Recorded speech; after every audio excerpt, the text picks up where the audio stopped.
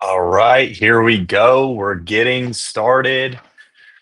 Um, we're about to get going. Give me a second.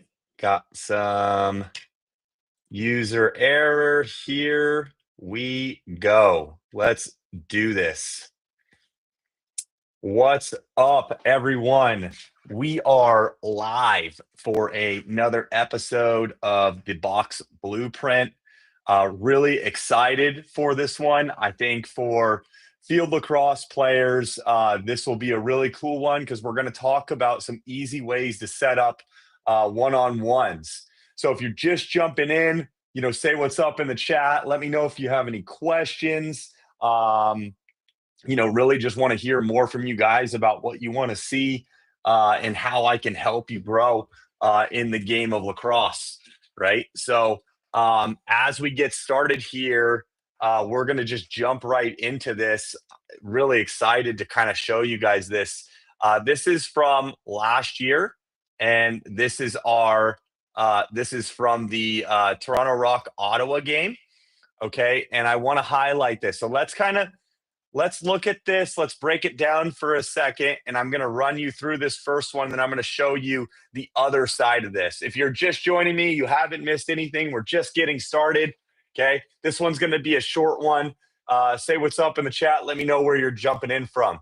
So we have this Rock defender transitioning the ball down. That's Latrell Harris, I believe is his name. Okay. He clears through Sam English with the ball and he buries it. Okay. And you can see from this angle what's happening here, okay? And I want to highlight the importance of it. I want to stop and talk about this for a minute. Okay, let's talk about personnel first and foremost, okay? So this guy right here, this is Latrell, I believe his name is Latrell Harris. And when you watch this guy move, he's incredible. He's such a good defenseman, right? And so, but he also pushes transition. He can help and get involved in the play. And what we count here, this is probably going to look strange to some of us if we're a very true field lacrosse background. Okay.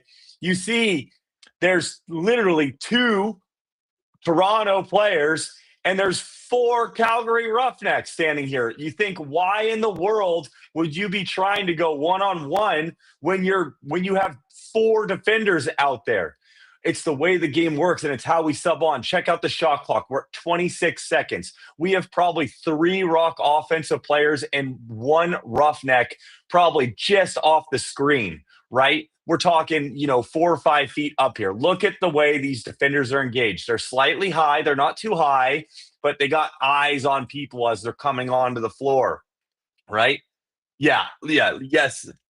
Yukino Sports, he is a dog. Latrell is a dog. Okay. And so when you see in box offense, when you get the ball down here and there's 26 seconds left, the reason there's 26 is there was a stoppage. So they were able to clear the ball a little bit faster, transitioning up there.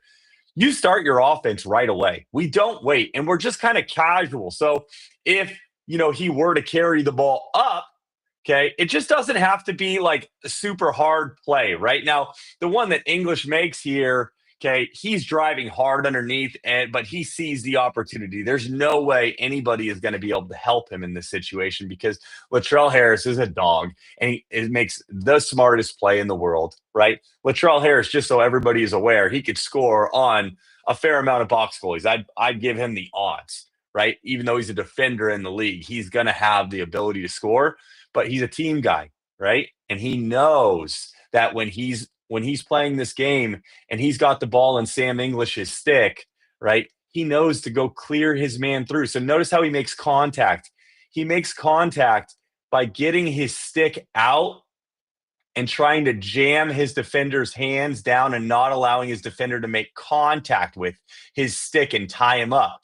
That forces the defender to drop step rather than making the defender take a chunk of him and check him, right? And so Latrell Harris knows he has him now at this point because he's forced the defender to drop set. So he just drags his man away from the play. Now, we can see a really smart roughneck defender here. This guy gets it. He knows what this guy is doing. He's trying to pull this man away, and this is going to give English an opportunity to go one-on-one. Now, he's thinking that English is trying to work up here and get his hands free for a set shot. English decides he's going to go underneath, right? And he's just going to jam this ball home with a hard jab step, a little jump through the crease, and buries it short side, right? Really, really nice little finish. Look at his hands when he finishes. Okay. This is something that Americans are going to struggle with a little bit here, right? This ability. Look at how this really skilled player, look how his hands turn over, guys. This is what you need to be paying attention to. Look at the way his stick moves. Okay. His stick is out in front. Now watch his bottom hand push across. Okay. See his hand positioning here? Okay. This is what we're focused on. Okay, this hand positioning is what's going to allow you to drop the ball low. I think he puts this ball low in, right?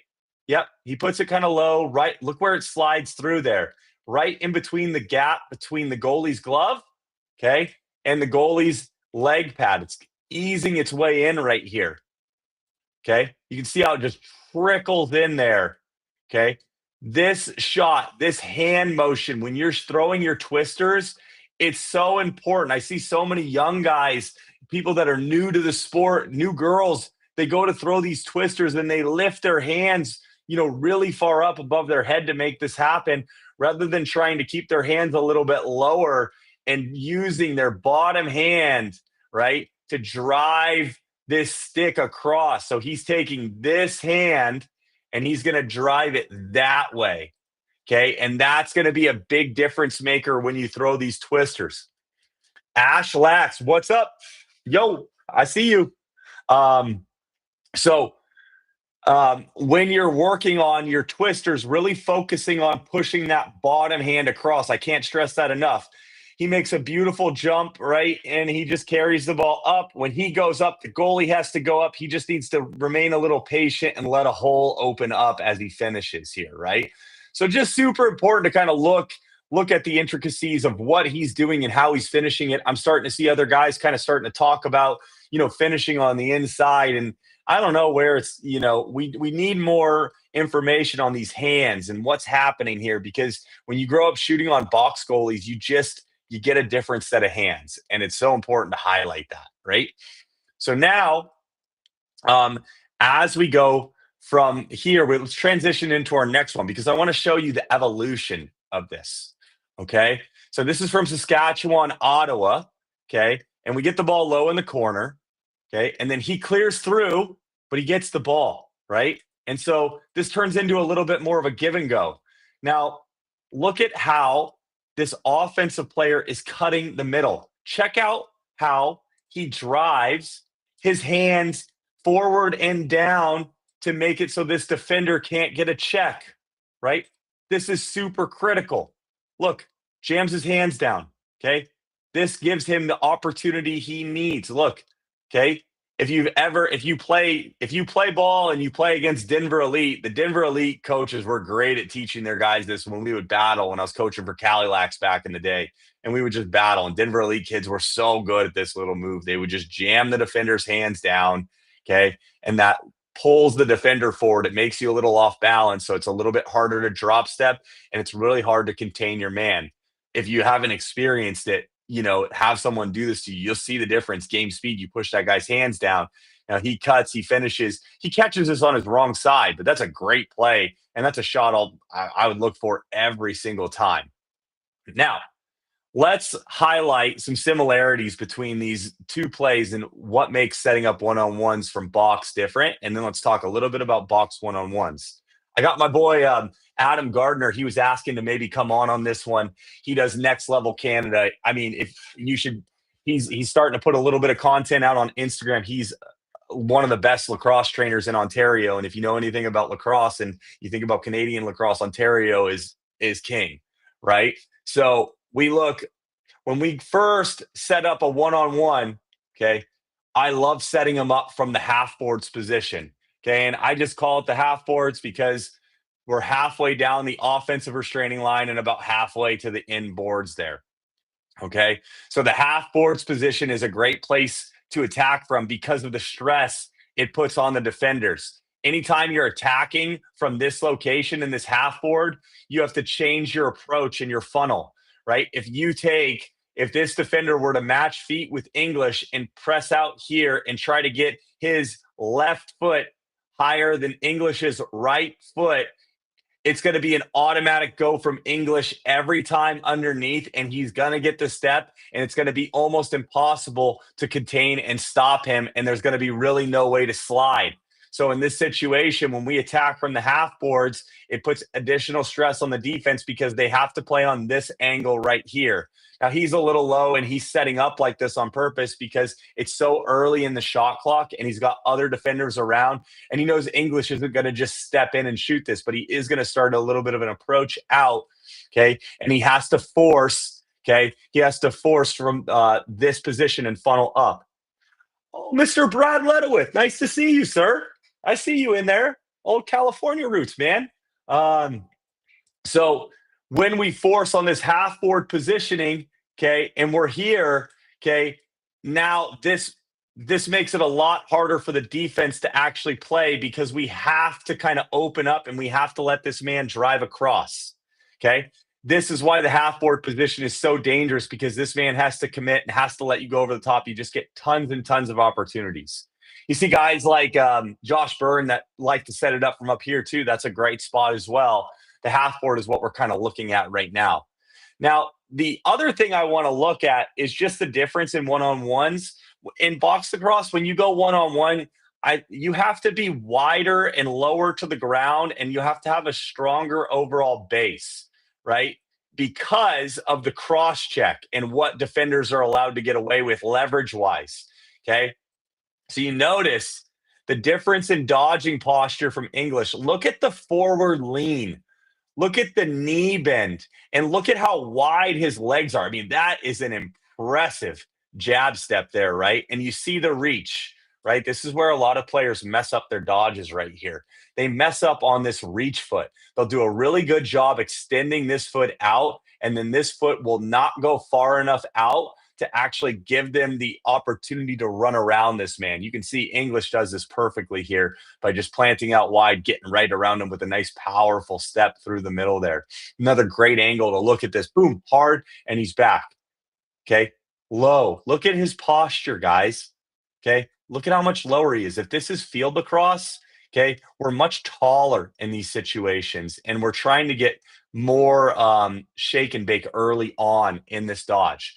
Now, the second thing, right, that we're looking for, and just fundamental concepts for everybody else involved, is your job is to just take your man away from the play and get them engaged, right? So you can see we have a man in the back corner over here. You can see his sneakers, okay?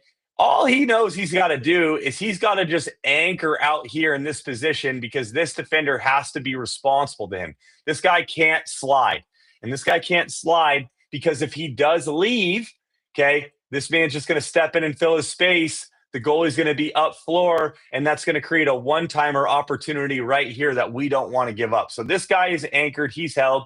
You can see this defender is pointing at somebody, so he's communicating with another defender to communicate a switch and which matchups to pick up. So these two guys are taken care of. There's another defender that's engaged up here. This guy recognizes all I have to do is engage him, okay, and then take him away, and we're going to have an opportunity for him to come over the top. Number 9 elects to throw the ball inside, which is a great look, right? But when you go through here and you start looking at how everybody is occupying their man, you start to see that one-on-ones can happen a lot more than probably what you thought about box lacrosse originally. You just have the way we set them up is so different in box. We have to pull our man through. We have to engage our man constantly. And if we're not doing that, they're just going to get collapsed on, and it's going to be really hard to score, right? So this is a really simple breakdown of, simple ways that we can set up one-on-ones from the half boards, right? Big thing here. If anyone's got any questions, please jump in now and ask away. But this is like mission critical. There's lots of ways that we can organize this. We'll go over another one later on in the week about how we can organize it from a team perspective a little bit more in X's and O's. But absolutely loving seeing all the people joining this. I think it's great. I think it's growing the game. We do, someone asked earlier about,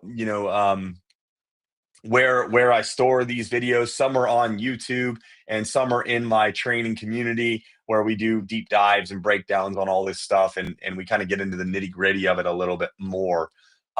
So really, really excited to be helping everyone here. I'm super grateful for everybody who jumped in and watched this stream. I really hope to be helping you guys out more in the future. Just let me know. DM me with any questions. Let me know if you have any content that you'd like to see, and I'm happy to help. But thanks everyone for joining me. Appreciate you guys, and we'll see you guys soon.